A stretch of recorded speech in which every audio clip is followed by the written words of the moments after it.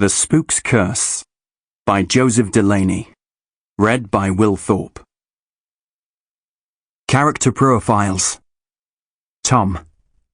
Thomas Ward is the seventh son of a seventh son. This means he was born with certain gifts that make him perfect for the role of the Spook's apprentice. He can see and hear the dead, and he is a natural enemy of the dark.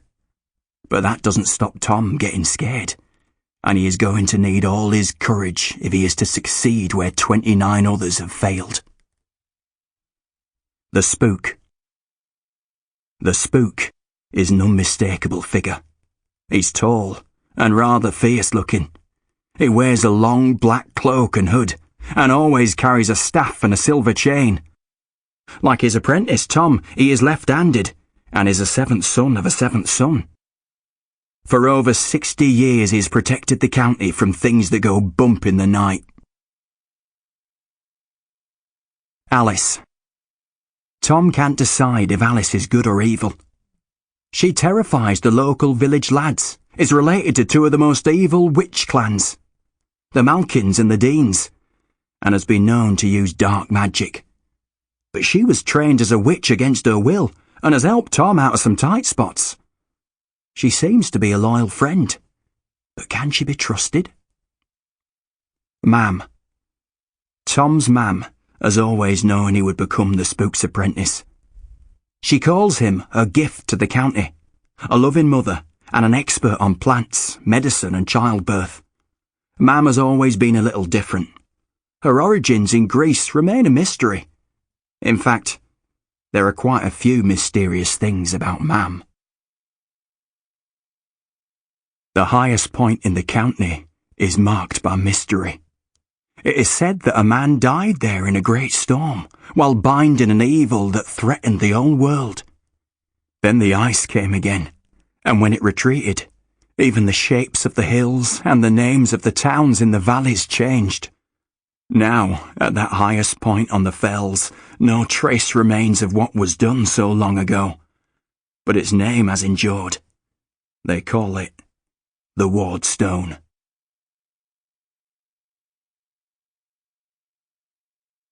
Chapter 1. The Horseshaw Ripper. When I heard the first scream, I turned away and covered my ears with my hands, pressing hard until my head hurt. At that moment I could do nothing to help, but I could still hear it, the sound of a priest in torment, and it went on for a long time before finally fading away. So I shivered in the dark barn, listening to rain drumming on the roof, trying to gather me courage. It was a bad night, and it was about to get worse. 10 minutes later, when the rigger and his mate arrived, I rushed across to meet them in the doorway. Both of them were big men, and I barely came up to their shoulders. "Well, lad, where's Mr. Gregory?"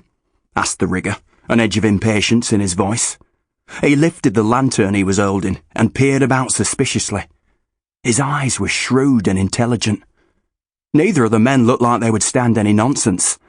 "He's been taken badly," I said, trying to control the nerves that were making my voice sound weak and wobbly. "He's been in bed with a bad fever this past week, so he sent me in his place. I'm Tom Ward, his apprentice." The rigger looked me up and down quickly, like an undertaker measuring me up for future business.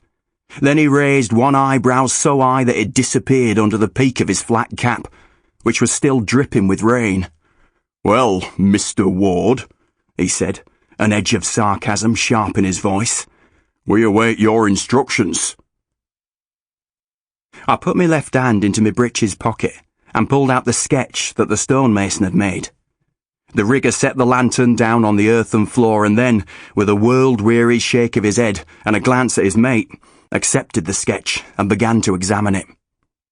The mason's instructions gave the dimensions of the pit that needed to be dug and the measurements of the stone that would be lowered into place. After a few moments, the rigger shook his head again and knelt beside the lantern, holding the paper very close to it. When he came to his feet, he was frowning. "The pit should be 9 feet deep," he said. "This only says 6. The rigger knew his job all right. The standard boggart pit Sample complete. Ready to continue?